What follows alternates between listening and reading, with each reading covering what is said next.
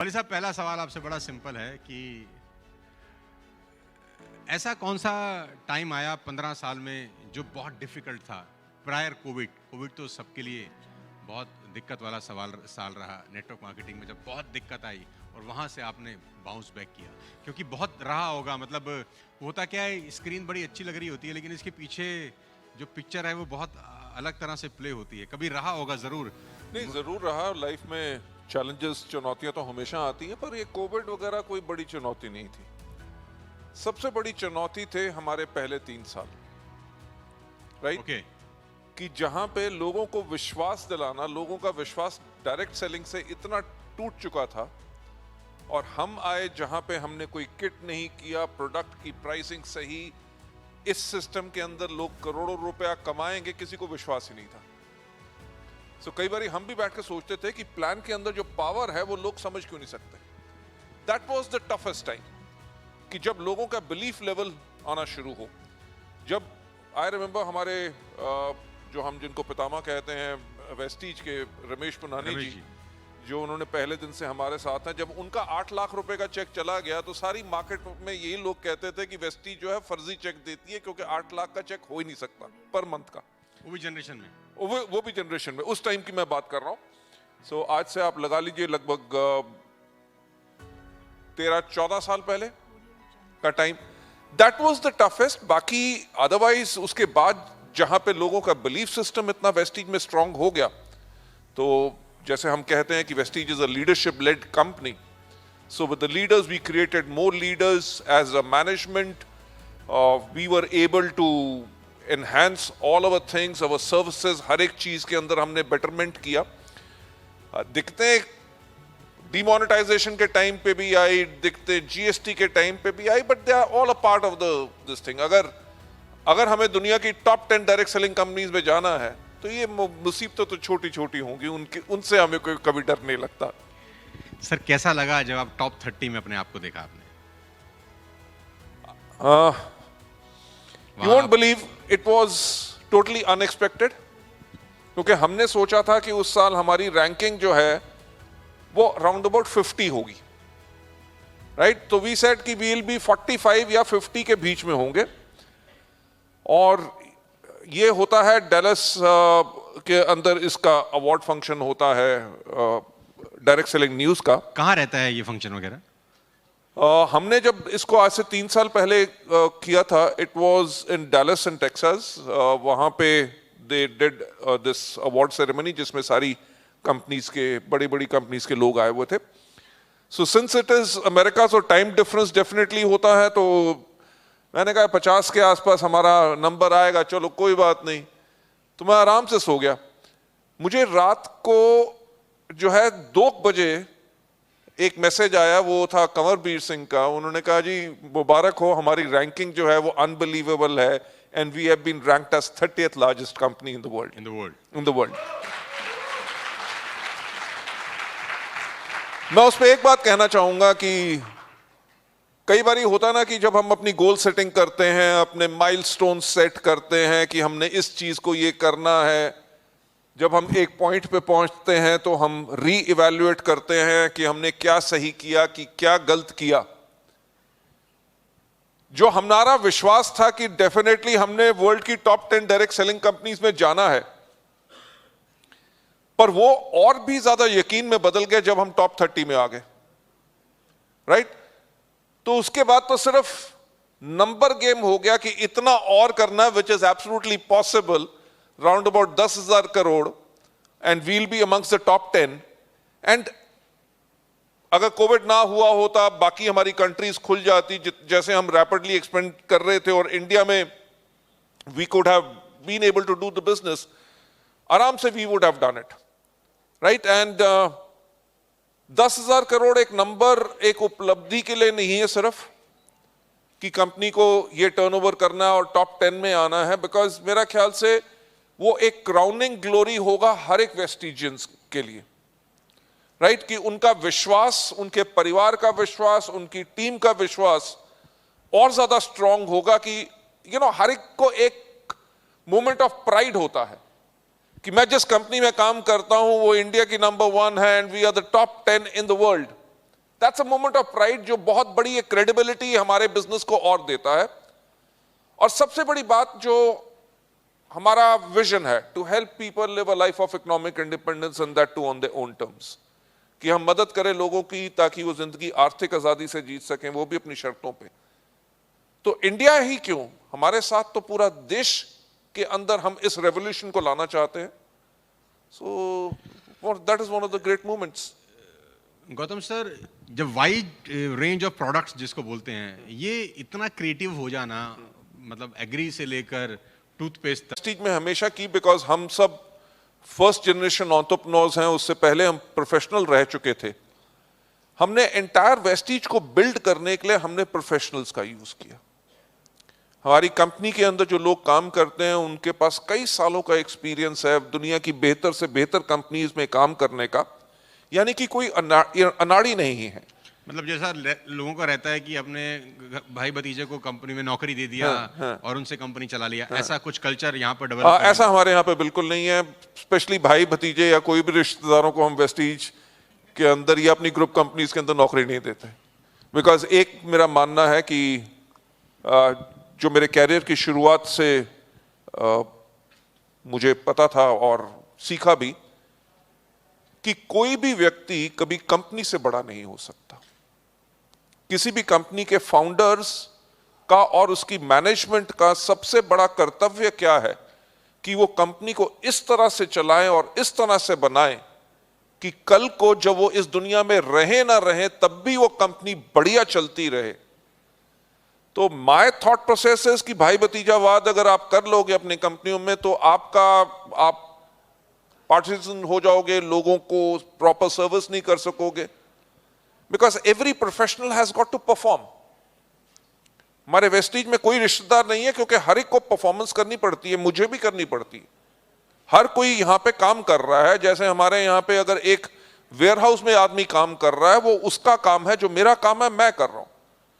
So everybody is a professional, that's the way we are able to manage. And साथ ही साथ हमने शुरुआत से ही टेक्नोलॉजी का बहुत इस्तेमाल किया, whether it is ordering processes, whether it is tracking, whether it is supply, हमारे कितने वेयरहाउस में कितना स्टॉक है, कितने दिनों का है, मिनिमम स्टॉक लेवल्स क्या है।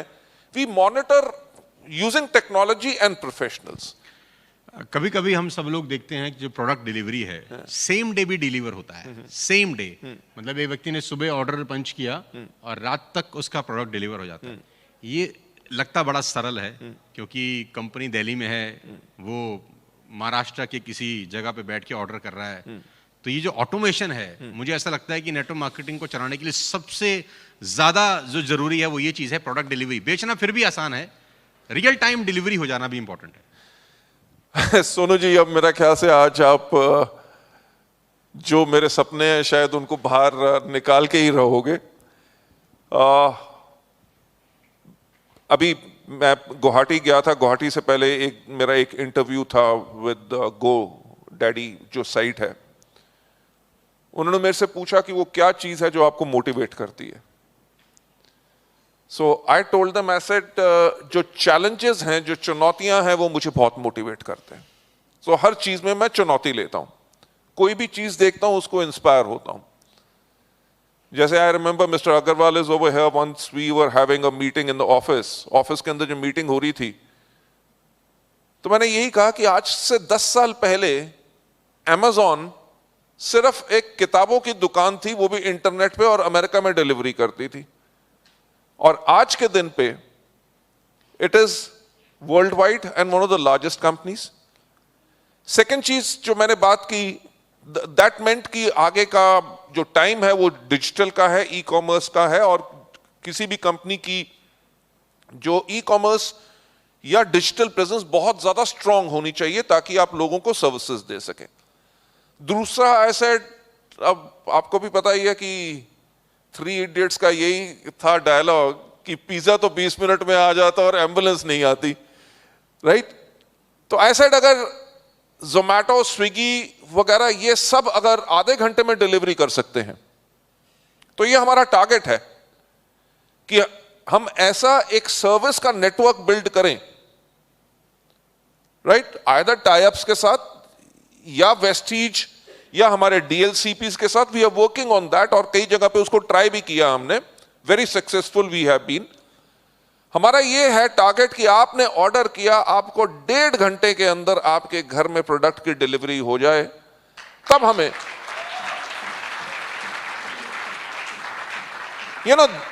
That is convenience, that is convenience.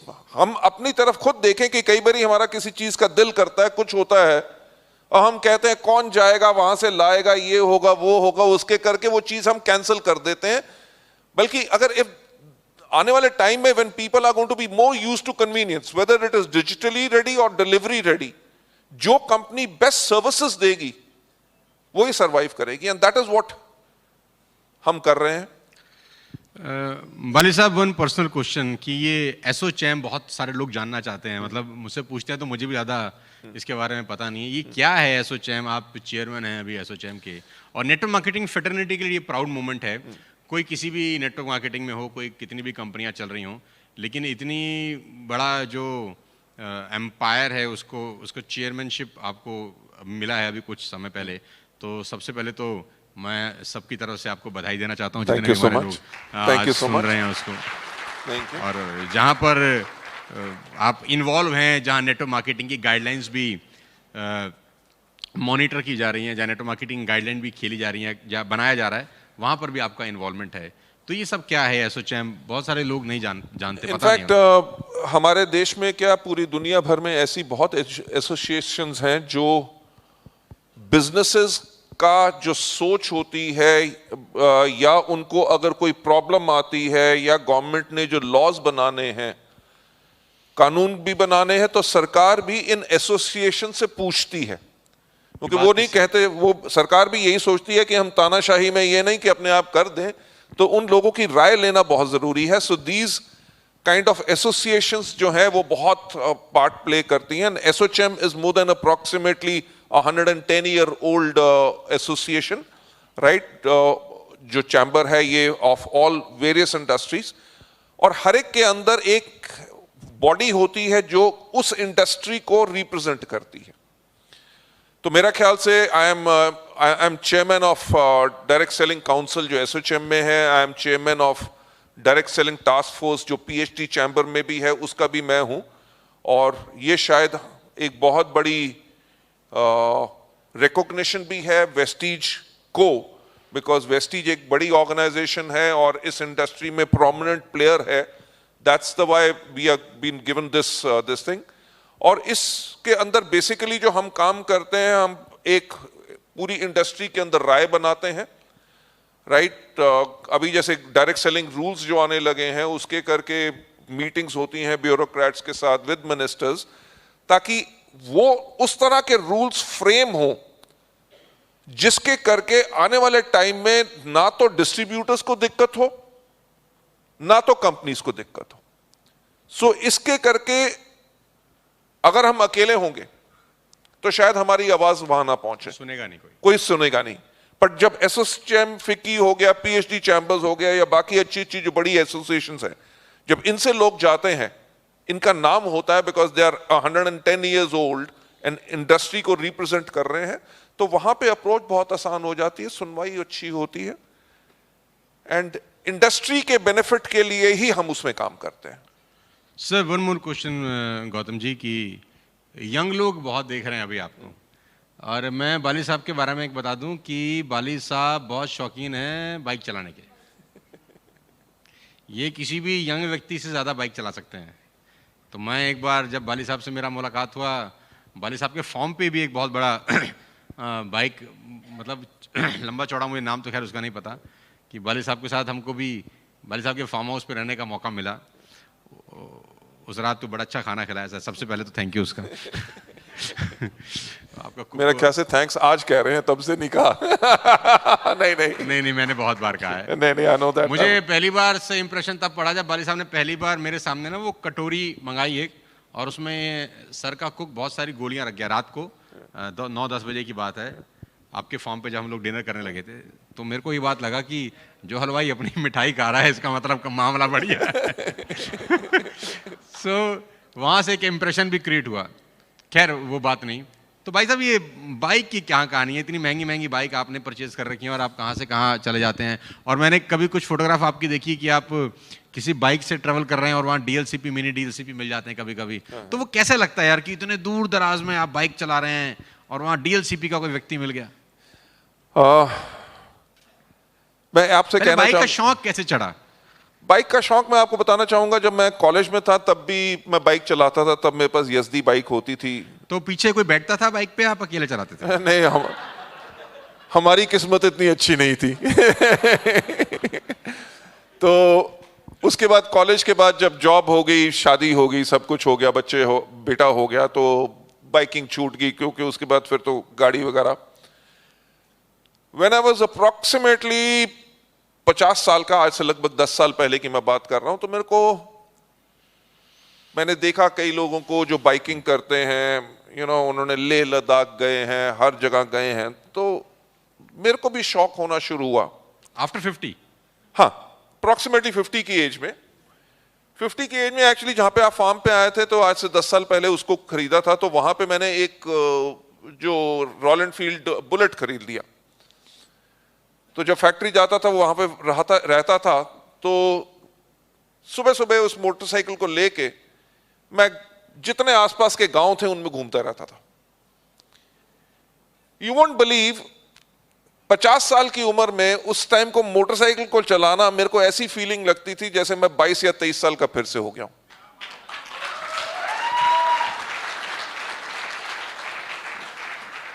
क्योंकि बहुत बारी हम वो करते हैं जो दुनिया चाहती है कि हम करें, और हम लोगों की एक्सपेक्टेशंस में ही जीते रहते हैं, राइट? और खुद का जो करने का दिल होता है उसको हम मारते रहते हैं।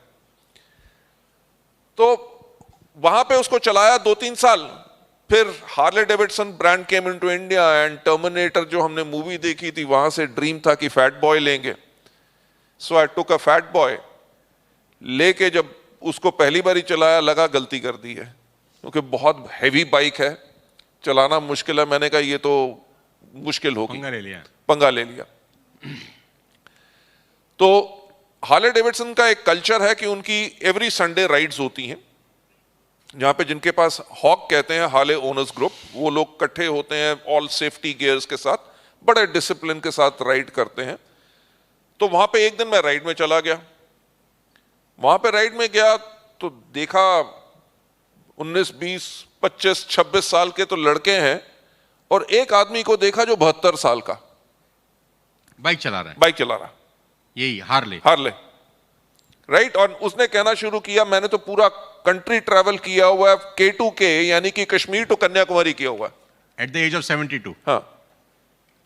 तो आप जो अभी बात कह रहे थे ना सचिन तेंदुलकर की, he can do I can do, हाँ, he can do I can do, right? जहां से आपको इंस्पिरेशन मिलती है और आपका बिलीफ स्ट्रांग होता है, वहां से मेरा बिलीफ स्ट्रांग हो गया। Then I started loving it. फिर whether it is Delhi to Jaipur, Delhi to Agra, to even to Simla, to longest जो मैंने राइड की थी वो दिल्ली टू गोवा थी, बाइक से दिल्ली टू गोवा। और कितना दिन लगा था पहुंचने में?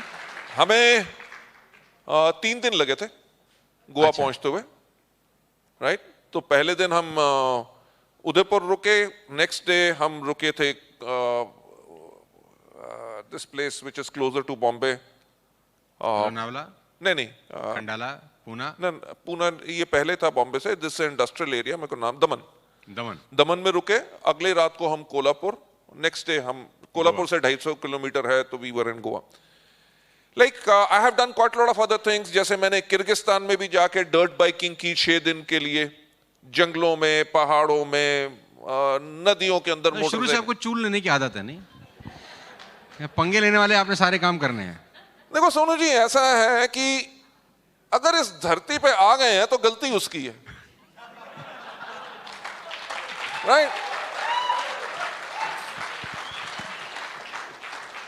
भैया मेरे से तो पूछा नहीं गया कि तुम्हें नीचे जाना है, भेज दिया है, उन्होंने भेज दिया। अब भुगतो। नो, द पॉइंट इज, जो मेरे अंदर हमेशा ये स्पिरिट रहते हैं कि आपकी एक लाइफ है, उसके अंदर काम आपने करना है तो काम ऐसा करो जैसा कोई कर ना सके, राइट। और लाइफ को अगर जीना है तो उस तरह से जियो जैसे आप जीना चाहते हो और उसके अंदर आपको रिग्रेट ना हो। That's what we have done.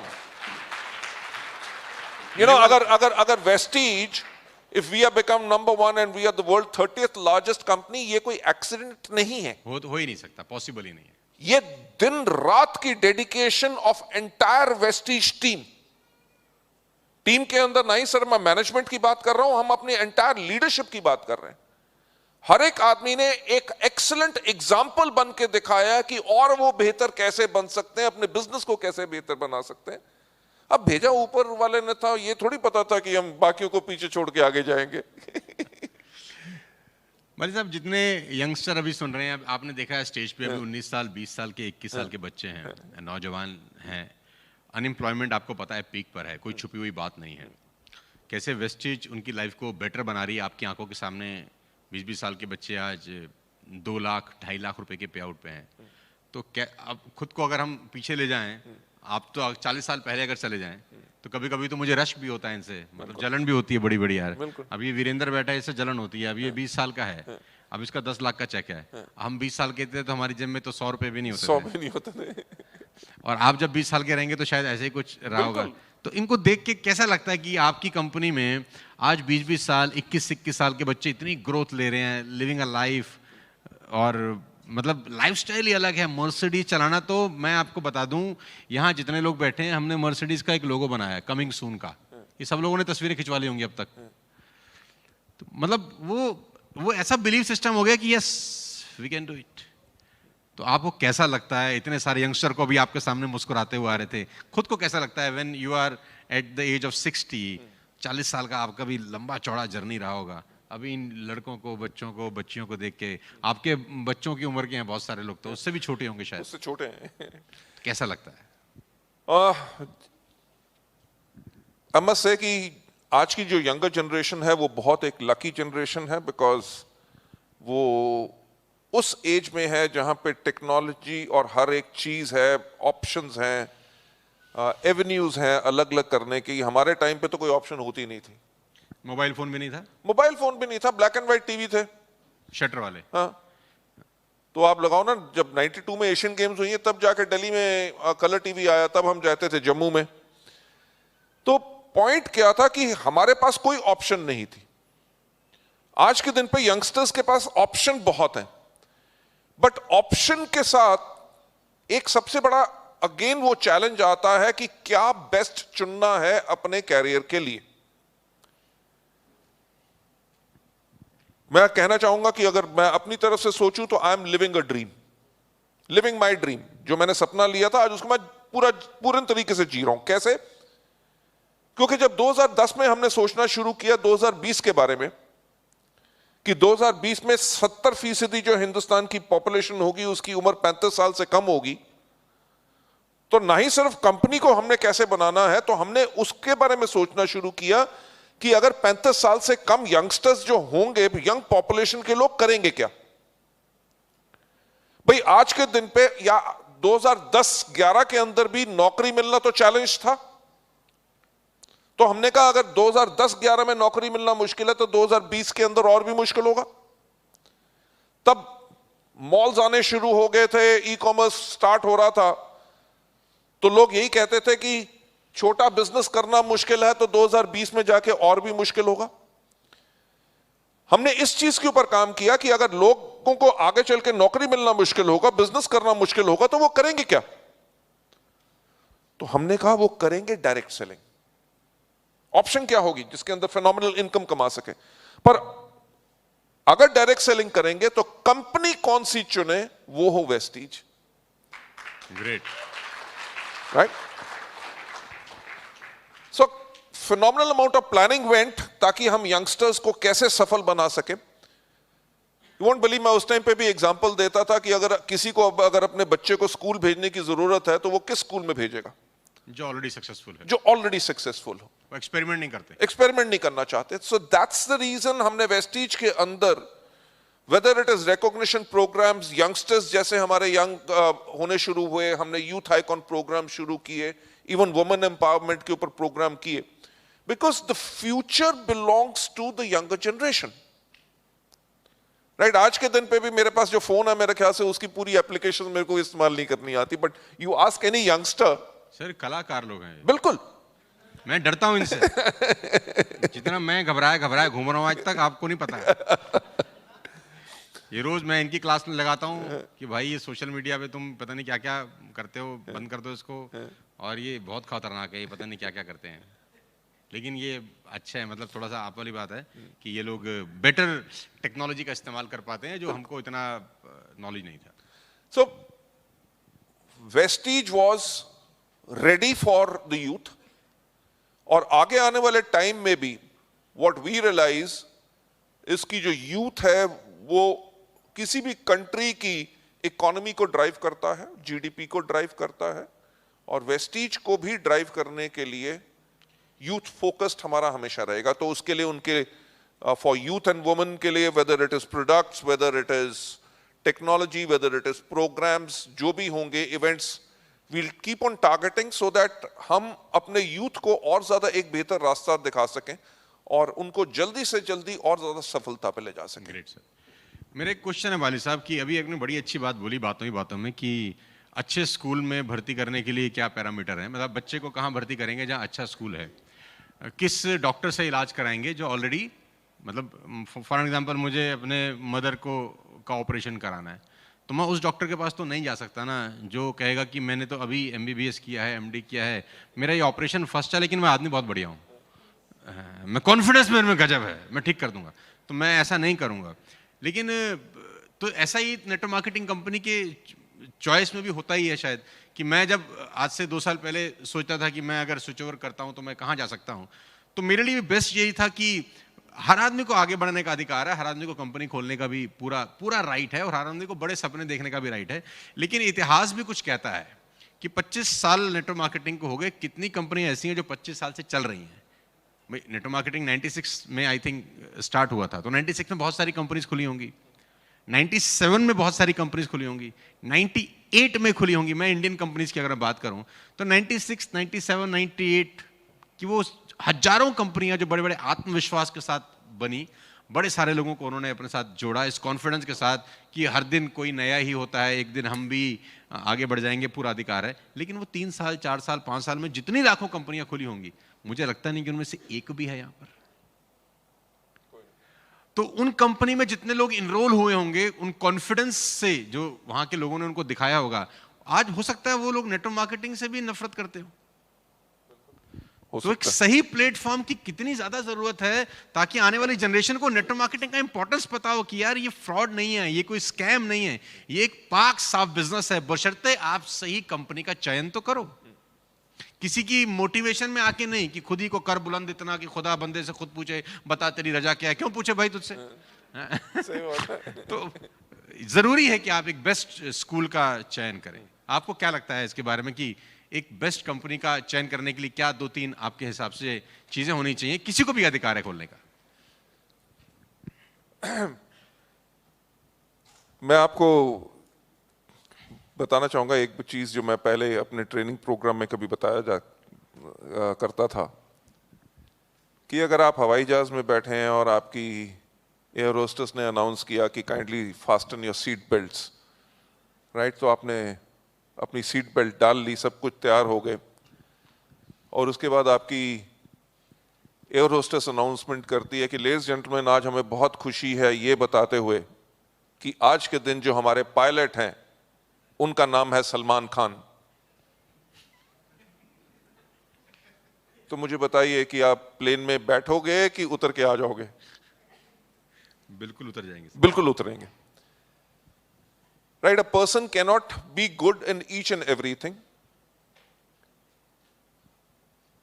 एक डायरेक्ट सेलिंग कंपनी चलाना एक बहुत बड़ी जिम्मेवारी होती है, जहां पे लाखों लोगों का विश्वास आपके ऊपर होता है। मुझे जब तक डायरेक्ट सेलिंग के अंदर 10 साल नहीं हुए थे काम करते हुए, यानी कि मेरे पास 22 साल का टोटल तजुर्बा था, तब भी मैंने अपने साथ कन्वर और दीपक जो प्रोफेशनल्स थे डायरेक्ट सेलिंग के, उनको अपने साथ लिया ताकि हम एक अच्छी टीम बना के एज प्रोफेशनल्स इस ऑर्गेनाइजेशन को रन कर सके। अकेला बिल्कुल पॉसिबल नहीं होता। और अगर आपको नेटवर्क मार्केटिंग के बारे में एक्सपीरियंस नहीं है, राइट, मैं आपसे एक बात कहना चाहूंगा कि मेरा एक्सपीरियंस क्या है कंपनीज को चलाना और कंपनीज को बनाना, राइट। आपका एक्सपीरियंस है, आपका टैलेंट, आपके पास एक्सपर्टीज है to how to build a network and to motivate a network. अगर मैं आपकी जगह पे आऊं तो मैं सक्सेसफुल नहीं हो सकूंगा। Voice over sir, may be, but it is very very important कि डायरेक्ट सेलिंग कंपनी चलाने के लिए number one you have experience. साथ ही साथ आप जैसे कहते हैं ना कि आदमी उसी तरह की सोच रखता है जैसे उसकी संगत होती है। So we built a very very strong team जो एक्सपीरियंस्ड लोगों की हो। If you talk about mister Anukul Agrawal जो है, he was chief executive officer of 2 direct selling companies before joining Vestige। हमारे साथ आने से पहले मैंने अग्रवाल साहब के साथ बहुत साल काम किया, तो आपस में वेस्टीज से पहले भी हमारी बहुत सोच मिलती थी। तो and it's a pleasure and honour to work with a professional like him. Similarly we have built up a team all across जहां पे लोगों के पास फिनोमिनल एक्सपीरियंस डायरेक्ट सेलिंग का है। दूसरी चीज, हम अपने यहां पे कंपनी को एक बेहतर चलाने तरीके में हम दूसरी डायरेक्ट सेलिंग कंपनीज के एम्प्लॉइज या जो है उनको कभी अपने यहां पे नौकरी नहीं देते। अच्छा, क्योंकि वो बैगेज शायद वहां का लेके आए, जी वहां पे ऐसा होता था, वहां से करना। तो हम यहां पे जनरली लोग वो लेके आते हैं जो हमारी इंडस्ट्री के ना हो। तो वेस्टीज का जो कल्चर है, जो संस्कार है, वो हम उन्हीं के अंदर डाल सकें। यानी कि टॉप से जो सोच है वो हर एक आदमी के पास होगी, तभी जाके हम इसको। कितना एम्प्लॉय बेस है अभी सर वेस्टीज के पास? कितने लोग पेरोल पे काम करते हैं? वेस्टीज के पास 600 प्लस लोग हैं। जोरदार तालियां होनी चाहिए यार। 600 लोग, मतलब ये जो इतना बड़ा शो रन हो रहा है, इसके लिए पीछे जो काम कर रहे हैं 600 लोगों का टीम काम कर रहा है, दिन रात, सुबह शाम। प्लस एसोसिएट एजेंसीज वगैरह जिनके वेंडर्स सब सबके अलग हैं, लेकिन जो पेरोल पे हैं, जो सैलरी सिर्फ वेस्टीज के जो सैलरी विड्रॉ करते हैं, 600 पीपल, 600 प्लस इतने बड़े शो को रन कर रहे हैं। बिल्कुल। और कुछ लोगों को लगता है कि 2-4 लोग मिलके कंप्यूटर लगा लेंगे और सिस्टम चल जाएगा। वो पॉसिबल नहीं हो सकता, वो पॉसिबल नहीं हो सकता। नहीं, वो देखो ऐसा है कि वो उस केस में उनका ऑपरेशंस जो है, उनका बिजनेस छोटा ही रह जाएगा। कहते हैं ना, बड़ी सोच बड़ा बिजनेस, छोटी सोच छोटा बिजनेस। अगर आपको बड़ा बिजनेस बनाना है, you have got to build a culture. लोगों को, कंपनी के एम्प्लॉयज को फ्रीडम दो, उनको उनकी आवाज सुनो। लोगों को लगता है वाले साहब कि कंपनी चलाना बहुत आसान काम है, बहुत आसान है, मतलब बहुत आसान है कि हम भी चला लेंगे टाइप्स, है ना, आजा मेरी गाड़ी में बैठ जा, फिर गाना गाएंगे। वाले साहब, मैं एक छोटा सा एग्जांपल आपको देना चाहता हूं कि मैं पहले भी बहुत सारे लोगों को बताया कि when I was with other company, 15 साल मैंने वहां पे दिए, and I was in a very good position. सबको पता है, कुछ छुपी हुई बात नहीं है। और बहुत सारे लोग मुझको भी यही बात बोलते थे कि अपना अपना अपना अपना अपना अपना। तो मैं एक बात हमेशा से जानता था कि मैं जो मर्सिडीज़ गाड़ी चला रहा हूँ उसमें मर्सिडीज़ का टायर नहीं लगा हुआ। उसमें टायर हो सकता है ब्रिजस्टोन का लगा हो सकता है MRF का लगा हो। और जो मर्सिडीज़ इतनी बड़ी गाड़ी बना सकती है, क्या वो टायर नहीं बना सकती? तो आंसर है हाँ, बहुत आराम से बना सकती है। जो इंजन बना सकती है वो टायर भी बना सकती है। लेकिन मर्सिडीज़ को पता है कि हम एक्सपर्ट नहीं हैं।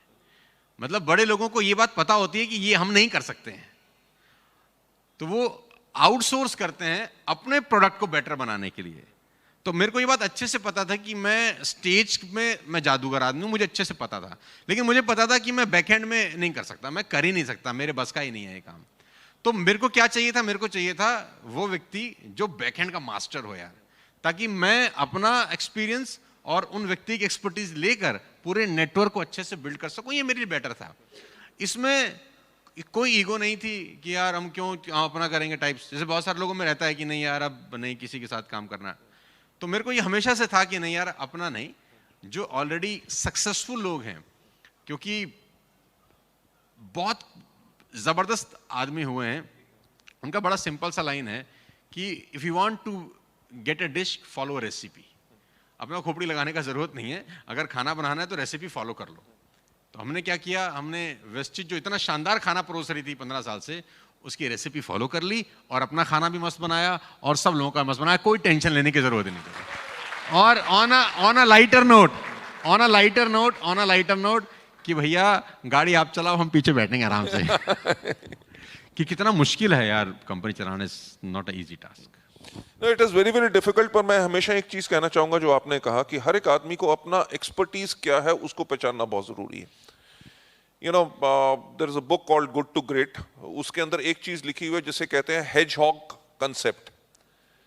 कहते हैं जो हेजहॉग होता है वो करता क्या है, उसको लोमड़ी हमेशा टारगेट करती है, प्लान करती है कि मैं यहां से पढ़ूं वहां से पढ़ूं, जब बैठा हो तब पकड़ूं उसको, मैं खा जाऊं।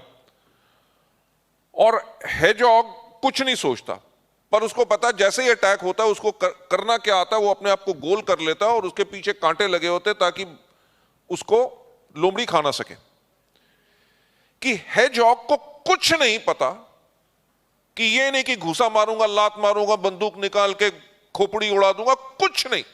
उसको जो आता है वो वही करता रहता है और अब वो बचता रहता है और आगे चलता रहता है, जीवन उसका पूरा आराम से निकल जाता है, पूरा रहता है। सो एक चीज कहते हैं ना कि किसी भी कंपनी को, किसी भी व्यक्ति को एक चीज का एहसास करने की ये जरूरत है कि what are you best at. Super, right? कि if I am good at building teams, if I am good at understanding people and सबको साथ लेके जा सकता हूं, I can not be Kumar Shanu, I can not be a singer. मैं सलमान खान नहीं बन सकता, अमिताभ बच्चन जैसी हाइट है पर उसकी जैसी आवाज और वो पर्सनालिटी वो नहीं आ सकती। तो हमारे में क्या खूबी है, अगर हम उसके अंदर अपने आप को एक्सेल कर लेते तो हमारे हर कोई आदमी हमें पीछा नहीं कर सकेगा and will always be best. वही हुआ। अगर हमारे एंटायर वेस्टीज सिस्टम में देख लो कि मेरा अगर मैनेजमेंट का एक्सपर्टीज है, कंवर का अगर आईटी का है, Agrawal sir handles all operations and everything, we have got people जो फाइनेंस हैंडल करते हैं, right? We have got people जो बाकी कस्टमर सर्विस या product development, quality control, everything, IT के जो अलग लोग हैं। So we have got people जिनको हमने टोटल फ्रीडम दी हुई है। देखो दुनिया में वो कहते हैं ना कि यस मैन आपको हमेशा मिलेंगे, पर जो आदमी के पास हिम्मत है आपको ना कहने की, उस आदमी की सुननी जरूर चाहिए, क्योंकि वहीं से आपको सीखने को मिलेगा। So in entire Vestige we have created a culture of belonging, कि एक परिवार का पूरा हो, और साथ में people those who are very very good in what they do, उनको साथ ला के we have created a organization which is, मैं आराम से कह सकता हूं कि it is one of the best organizations in the world. No doubt sir, no doubt, we don't have any doubt. So it is tough to run a company, but it is not so tough अगर आपकी intention right हो। Sir मेरा last question है, और वही question ये है कि आज का माहौल, हमने प्रयास किया है, ठीक है गलत है जैसा भी है, जो भी हो पाया इस कोविड में, आप कुछ संदेश हमारी टीम के लिए, वेस्टिज टीएसएस के लिए, आपको यहाँ पे आके कैसा लगा? लास्ट में सिर्फ इतना ही पूछना चाहता हूँ। No, it's really a pleasure. मेरे पास एक्चुअली वर्ड्स नहीं है कि मैं आपको क्या कहूं कि कैसे लगा। ये कोविड के टाइम ने तो मुझे भी डिप्रेस कर दिया था। डिप्रेस इसलिए कर दिया था क्योंकि शायद मेरे जीवन का जो सबसे बड़ी खुशी मिलती है वो जब आप लोगों से मिलता हूं, आप लोगों के साथ सेल्फी होती है, आप लोगों की सक्सेस की कहानियां सुनने में आती हैं। इट फील्स सो हैप्पी कि जस्ट सोनू जी मेरे को बता रहे थे कि ये 19 साल का लड़का है जी, इसने अभी ये गाड़ी खरीदी है, ये उसने ये है, वो इतनी बड़ी खुशी लगती है कि कई बार लोगों का नाम नहीं याद रहता बिकॉज इतने स्टेज पे आते हैं, बट वो फीलिंग मिलने के बाद वो कैसी होती है कि शायद मैं उसको बयान नहीं कर सकता। And I am feeling the same kind of feeling आज आप लोगों को मिलके। मैंने जैसे पहले कहा था कि वी आर रियली थैंकफुल कि आप लोगों ने वेस्टीज का चुनाव किया, और हम बहुत थैंकफुल हैं कि आप सब वेस्टीज परिवार का हिस्सा हैं। And I believe you all guys have taken a very, very right decision. As a Vestige management का हिस्सा होने के करके मैं आपको एक बात कह सकता हूं कि हमारे ऊपर इतनी बड़ी रिस्पॉन्सिबिलिटी है कि हम कभी गलती से भी गलती नहीं कर सकते, क्योंकि आप लोगों का और लाखों लोगों का कैरियर है और स्टेक पे है, और वेस्टीज हमेशा वो डिसीजन लेगा जो आप लोगों के फायदे में होगा, राइट?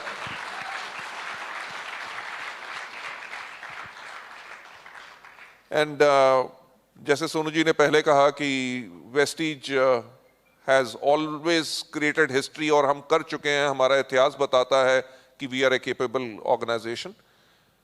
मैं आप लोगों से एक ही बात कहना चाहूंगा कि जिंदगी एक मिलती है, उसके अंदर जो कुछ आप कर सकते हो वो कर जाओगे तो लोग तभी आपको पहचानेंगे, and that's what we have done. Vestige is going to be a organisation जो वर्ल्ड की टॉप ऑर्गेनाइजेशंस में और आगे बढ़ेगी, राइट? अभी तो सिर्फ 17 साल हुए हैं, we are still a teenager. तो आगे आने वाले वक्त के अंदर आप लोग इतनी फिनोमिनल ग्रोथ कर सकते हो, शायद वो नंबर अभी मेरे दिमाग में भी ना आए, उससे भी ज्यादा आप अपने लिए पा सकते हो, वेदर थ्रू इनकम और whether anything. And last but not the least, मैं यही कहना चाहूंगा कि सबसे ज्यादा इंपॉर्टेंट चीज होती है लीडरशिप। देखो, मैंने जैसे पहले कहा कि मैं शक्ल से लगता हूं पर हूं नहीं। मेरे अंदर एक क्वालिटी है कि अगर कोई भी व्यक्ति मेरे सामने आता है तो मैं समहाउ उसकी शक्ल देख के, उसकी बॉडी लैंग्वेज देख के पहचान जाता हूं कि इसके मन में क्या होगा, ये मेरे से क्या बात करेगा, इसका 10वां सवाल क्या होगा, वो मेरे को साफ पता चल जाता है और मैं पढ़ लेता हूं, क्योंकि जिंदगी में करोड़ों लोगों को मैं मिल चुका हूं, राइट? और जिस दिन सोनू शर्मा जी से मिला था उसके बाद तो सोच लिया था कि जाने नहीं देना। So I must say that you everybody is very, very lucky because you have got such a wonderful, fantastic leader who is totally honest, right?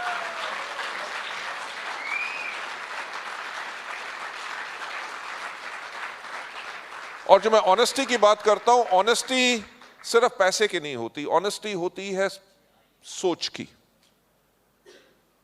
Honesty होती है उन लफ्जों की जिनको हम बयां करते हैं, ऑनेस्टी उस धड़कन में होती है जो लोगों के लिए धड़कती है।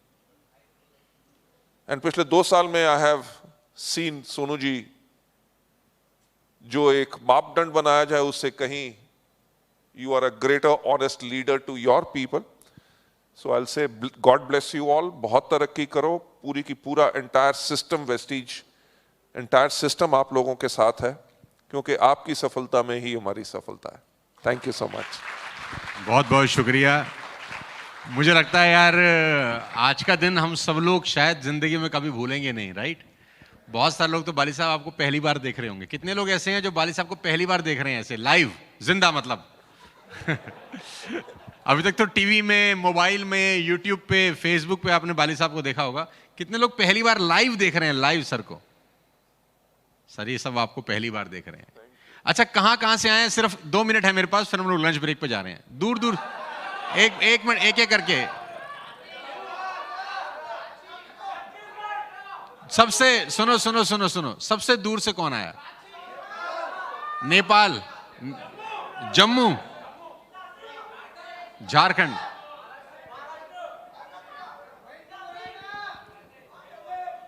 तो आपको कैसा लगा आज गौतम सर के साथ बिताया गया ये टाइम?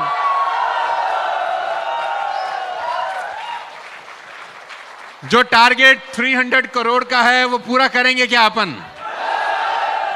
और अगला जब एनिवर्सरी हो तो अभी मर्सिडीज की संख्या है हमारे पास 7, 2 और आ रही हैं, एक अवधेश और एक शिवानी की, 2 लोग अनाउंस कर चुके हैं, तो 9 हो जाएंगी। तो अगले साल तक जब कोविड भी भगवान ने चाहा तो अभी धीमा धीमा हट जाएगा, तो क्या हम इसको कम से कम 50 तक पहुंचा सकते हैं इन द नेक्स्ट ईयर, जब हम लोग तीसरी सालगिरह में जाएं, 50 मर्सिडीज बेंज। सुबाली साहब आपके सामने कमिट करते हैं, तन मन धन से पूरी जुट जाएंगे अच्छे तरीके से, और एक ही काम करेंगे, इन सबका लाइफ और बेटर हो जाए यार। बहुत बहुत शुक्रिया sir, thank you so much for giving your time. Thank you so much sir, बहुत बहुत आभार, बहुत बहुत शुक्रिया, thank you so much sir.